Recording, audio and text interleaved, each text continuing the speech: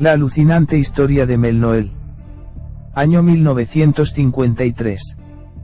Alucinante historia de un oficial piloto de la Fuerza Aérea Americana, llamado Mel Noel. Después de haber callado por muchos años dado que fue obligado al silencio por sus superiores, Noel se ha decidido finalmente a contar sus personales experiencias. Mel Noel no ha buscado ni desea publicidad y no ha recibido ninguna ganancia material por sus manifestaciones. Noel es conocido en su ambiente como persona honesta y digna de estima. Asegura que el contenido de su informe responde plenamente a la verdad y afirma estar decidido a hablar por exigencias de romper, de una vez por todas, la barrera del silencio que la autoridad guarda celosamente en torno al tema UFO. He aquí el informe. Sucede en 1953 y en los primeros meses de 1954. Ninguno de nosotros había tomado parte directa en la guerra de Corea porque todavía frecuentábamos la escuela de vuelo. Habíamos sido asignados a una escuadrilla aérea situada en una región occidental de los Estados Unidos poco tiempo después. 3 de nosotros fuimos elegidos y se nos dijo que debíamos participar en una misión. Se nos afirmó que estaba en juego la seguridad del Estado. Nunca supimos por qué la elección había caído sobre nosotros. Se nos había dicho que la misión tenía que ver con los UFOs.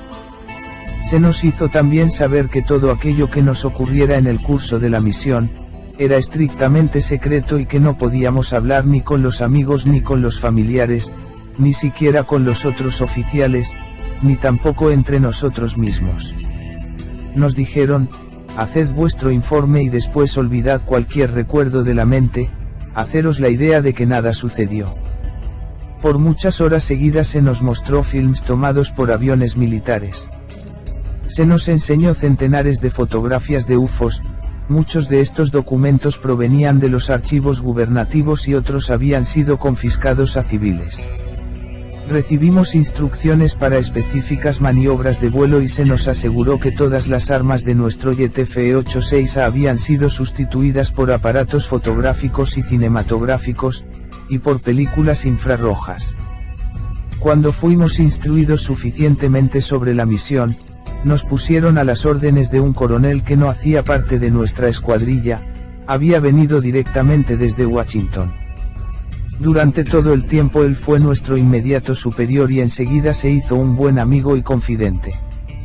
Cuando estábamos en misión tenía un comportamiento militar, no hablaba nunca de argumentos personales, sociales o de actualidad, pensaba solo en el silencio. Antes del inicio de la misión, nosotros estábamos convencidos de que no sucedería nada especial y aunque sabíamos que nuestro trabajo tenía que ver con los UFOs, no pensábamos encontrarnos con ninguno. Y mucho menos escucharlos. Los primeros vuelos los hicimos para orientarnos con las más diversas situaciones climáticas. Volamos en estrecha formación a cerca de 38.000 pies de altura sobre la región de Rocky Mountains de Idaho, en Utah y también más al norte. Cuando tuvimos el primer avistamiento, el teniente X anunció, «Bogeys, son las 9 horas, nuestra misma altura». La palabra Bogeys hace parte de una particular terminología del Air Force.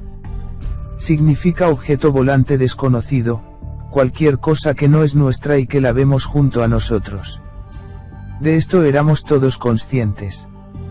Eran 16 objetos en perfecta formación en V, volaban cerca de nosotros a la misma velocidad, era de 680 nudos, un nudo igual a 1852 km por hora. A esta velocidad era posible distinguirlos relativamente bien.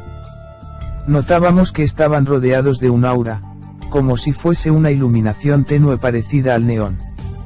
Mi impresión. Estaba bastante confuso, no sabía lo que estaba pasando. Nunca antes había visto ningún objeto semejante. No hablamos después de volar juntos un rato. Nos acercamos. Pero obedeciendo la orden de mantener una cierta distancia. Sabíamos bien que les había sucedido a los aviones que se habían acercado mucho y no teníamos ningún deseo de acabar como ellos. Los objetos rompieron la formación y se hicieron 4 grupos de 4 objetos cada uno. Después de un minuto rompieron también esta formación y nos enseñaron maniobras que son absolutamente imposibles para nuestros aviones. Se paraban de repente a velocidades no inferiores a 3000 millas y así como se apaga una luz. Después arrancaban de la misma forma. Cuando se paraban podíamos distinguir bien los contornos. Tenían un diámetro de 50 metros y una altura en su centro de 20 a 30 metros. Cuando aceleraban el color del aura cambiaba como el espectro. No sentíamos ningún ruido. Todas las maniobras duraron 8 minutos y después los UFOs desaparecieron en la misma forma que habían aparecido. Nada más aterrizar se nos volvió a recordar el mantener silencio sobre cuánto habíamos visto. Hicimos nuestro informe. Nunca supimos si las cámaras fotográficas a bordo de nuestros aviones habían tomado fotos, dado que las películas fueron recogidas apenas habíamos aterrizado. Tampoco supimos dónde habían sido llevadas. Volamos durante algún tiempo sin tener ningún avistamiento. Luego vimos los UFOs por segunda vez y eran 5 y también esta vez fue el teniente X el que los vio primero. Todo se desarrolló como la primera vez, pero estaban allí y se movían oscilando de arriba a abajo. Las leyes físicas que habíamos estudiado en la escuela nada tenían que ver con sus maniobras. En el tercer avistamiento se nos ordenó cambiar la frecuencia de nuestros aparatos de radio. Esta orden se nos transmitió en código, en una forma que nosotros llamamos código alfabético al revés. Tardé 20 o 25 segundos para encontrar la frecuencia. Cuando finalmente la encontré, oí una voz que hablaba y no era la mía ni ninguna de las otras 3 de la escuadrilla. Esta voz respondería a algunas preguntas. Debo precisar que ni yo ni los otros 3 pilotos hicimos ninguna pregunta, y aún así la calidad de la transmisión era tan perfecta como si utilizáramos las radios de la base. La comunicación era clarísima, la pronunciación y la utilización de las vocales, excelente, solo que las palabras eran pronunciadas muy lentamente. Más tarde el coronel dijo que había sido él a preguntar. Dijo, no he formulado preguntas con la voz, las he pensado simplemente y ellos no han respondido a todas las preguntas, solo a un par de ellas. Dijo también que la primera pregunta fue: ¿creéis en Dios?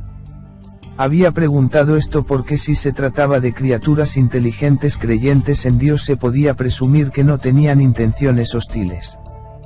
La respuesta la habíamos escuchado todos.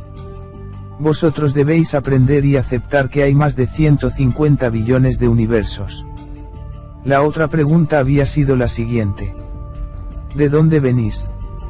La respuesta había sido esta: nuestras escuadrillas están compuestas por individuos provenientes de los planetas que vosotros llamáis Venus, Júpiter, Mercurio, Marte, Saturno. El resultado de esta aventura fue que cuando aterrizamos no nos teníamos en pie. Estábamos literalmente destruidos, no nos encontrábamos preparados para lo que había sucedido, deseábamos solo no seguir formando parte de la misión y marcharnos, y así lo dijimos claramente. Se nos facilitaron tranquilizantes y seguido el coronel nos dijo: no habléis a ninguno de esta comunicación. Decid solo que hemos visto los UFOs, pero no hablad del tema de la radio. El siguiente día fuimos relevados de la misión especial y nos llevaron al servicio regular. Pero era un problema el vivir después de haber pasado aquella experiencia. Yo he hablado con veteranos de guerra, he visto las consecuencias psicológicas del combate cuerpo a cuerpo. Es la misma cosa, se juzga a la humanidad, se juzga el propio modo de pensar, el mundo y se pregunta uno cómo se puede conciliar esta experiencia con mi vida, con mi habitual forma de vida. Pero esta es tan solo la primera parte de la historia. 2 meses después el coronel me telefoneó y me dijo: venga a mi casa, quisiera hablarle. Fui contento porque esperaba que un coloquio con él me ayudaría. Cuando llegué vi a los otros 2 pilotos, habían ya llegado. El coronel estaba nervioso, caminaba de arriba para abajo y al final nos dice: yo deseo hablar con alguien, debo decir lo que sucede. Lo escuchaba conteniendo la respiración: yo debo tomar una decisión. Continuó, pero tengo la necesidad de hablar con alguno que me pueda entender. Cree que solo vosotros estáis en grado de comprender. Yo he descubierto la verdad. Calló un momento y después continuó. Yo soy a pesar de todo un oficial de este país, hago parte de la Fuerza Aérea y tengo deberes y responsabilidades. Y la verdad que he descubierto no se concilia con todo esto. Debo tomar una decisión. No sé qué hacer, pero ciertamente ellos no hacen saber nada de cuánto ha de suceder. Dudó un poco y luego concluyó, esto es cuanto puedo deciros, nos veremos pronto. Nos telefoneó después de un par de semanas, venid, tengo algo que deciros. Aquella comunicación no fue la primera, es la primera que junto a mí había alguno más. Después nos contó alguna cosa de su experiencia y no creo que nos haya dicho ni una décima parte de cuánto sabía, pero aún así para nosotros era mucho. Nos dijo también que los discos no pueden volar de un planeta a otro. Las naves madres sirven para el transporte interplanetario de estos discos. Ellos provienen de diversos planetas incluso fuera de nuestro sistema solar. Durante un vuelo hacia Luke, base aérea de Phoenix, Arizona, había hablado por primera vez con los pilotos de estas naves. Ellos le habían informado que habían organizado un encuentro a bordo de un UFO. A 18 kilómetros de Phoenix, el coronel había entrado en un disco de 30 metros de diámetro que se encontraba en un rincón solitario del campo, apoyándose sobre 3 soportes. Después el coronel nos enseñó un pequeño disco metálico. Le había sido dicho que retuviera el disco con las manos en el estómago para no sufrir daños en la entrada del campo de fuerza del UFO. A bordo le fue presentado un maestro y había comenzado a hacerle preguntas sobre el por qué se encontraba allí y sobre lo que se esperaba del futuro. Me dijeron, contó el coronel, que eran responsables de este planeta, que un futuro no se encontraría en condiciones favorables.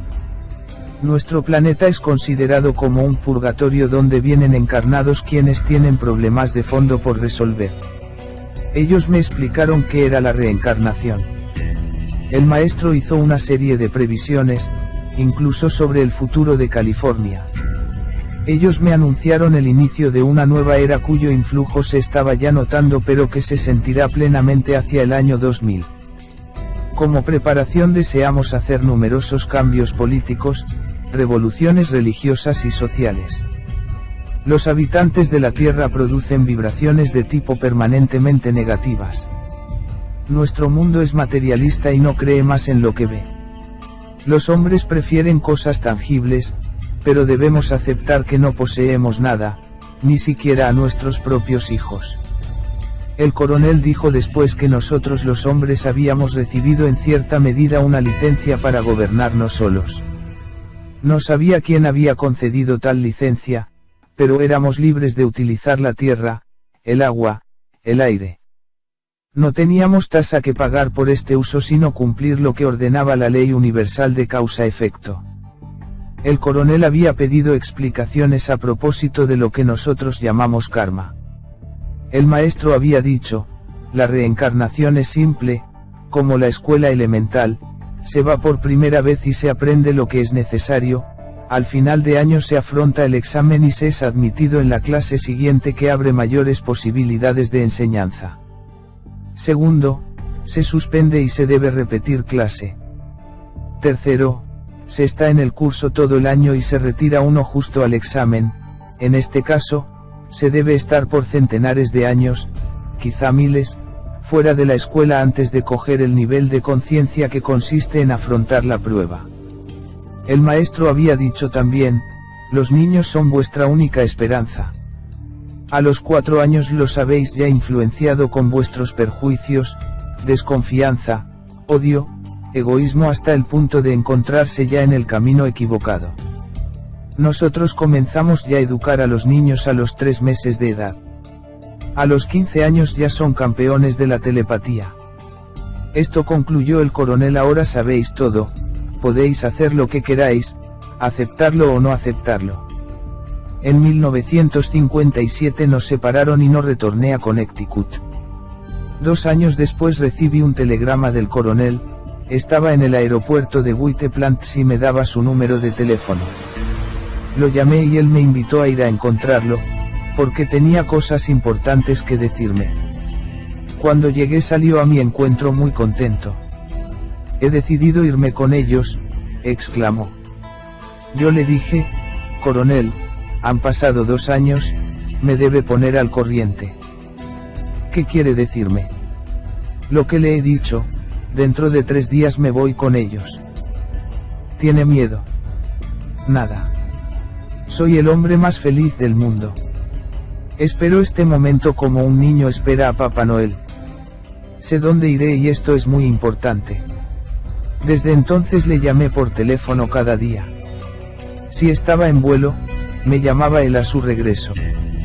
El 27º día lo busqué en el aeropuerto y se me informó que estaba en misión sobre el Atlántico. Dejé dicho que me llamase, pero no lo hizo. Entonces volví a telefonear y me dijeron que su avión no había regresado. Esperé un par de horas y volví a llamar: «Lo estamos buscando, se ha perdido». A la mañana siguiente volví a llamar: ninguna señal de él ni de su aparato. Renunciamos a buscarlo. Principales aspectos que se dan en este contacto. 1. El testimonio nos viene dado por un oficial de las Fuerzas Aéreas Americanas. En este aspecto militar podemos observar, como ya en aquel tiempo las grandes superpotencias amonestaban a sus pilotos para mantener en silencio la realidad ovni y extraterrestre. 2. Vosotros debéis de aprender y aceptar que hay más de 150 billones de universos. Esta respuesta a la pregunta ¿creéis en Dios?, debe hacer reflexionar a las personas de la Tierra que todavía se creen ser los únicos seres inteligentes del universo. A estas personas las invito a meditar lo siguiente. Según revelación extraterrestre, este edificio macrocósmico el cual apenas percibimos, está compuesto por más de 150 billones de universos en continua expansión. Si tenemos en cuenta que cada universo está compuesto por millones y millones de galaxias como nuestra Vía Láctea o más grandes. Y si cada galaxia está compuesta por millones y millones de sistemas solares como el nuestro o más grandes, iremos teniendo una Tierra que viene a ser como un grano de arena frente al desierto de Sahara. De lo que se deduce, que el creernos los únicos seres inteligentes del universo, es el mayor acto de presunción en el que puede caer el ser humano. Por otro lado, si el hombre se observara más interiormente, vería cómo hay una innata predisposición, que tarde o temprano le empuja hacia lo alto. Esta es la deidad que todo hombre lleva dentro de sí, y que reconoce al cosmos infinito como su real patria. Un día también el hombre de la Tierra viajará por ese cosmos, con las gratificantes experiencias que ese logro le ofrecerá. Pero antes el hombre deberá saber quién es, qué hace aquí, y cuál debe ser su relación con el todo que le rodea. Solamente entonces podrá ingresar en la Confederación Interestelar de Mundos Redimidos. Nunca antes. 3. La procedencia de las naves extraterrestres de Venus, Marte, Mercurio, Saturno etc., es avalado por el testimonio de otros contactados. Asimismo, el encontrarnos en estos momentos viviendo un cambio de era, es un hecho no solamente avalado por los grandes contactados de nuestro tiempo, sino también por casi todas las corrientes espiritualistas. Sobre el futuro de California, aunque Melnoel no se pronuncia, existen varias fuentes de información que anuncian el inminente hundimiento de Los Ángeles, San Francisco y de casi toda California debido al estado precario en que se encuentra la falla de San Andrés. 4. Hemos podido observar cómo la reencarnación no es solamente exclusiva propiedad de algunas religiones de la Tierra, sino que el extraterrestre la tiene asumida y aceptada en su conciencia. Efectivamente, la reencarnación es una constante en el universo entero. No solamente se reencarnan las humanidades, también lo hacen los reinos inferiores. Asimismo, los sistemas solares y las galaxias, una vez terminados sus ciclos de fecundidad también se reencarnan. No en vano fue dicho, de polvo a roca y de roca a polvo. Todo muta. Todo cambia. para servir y ser servido.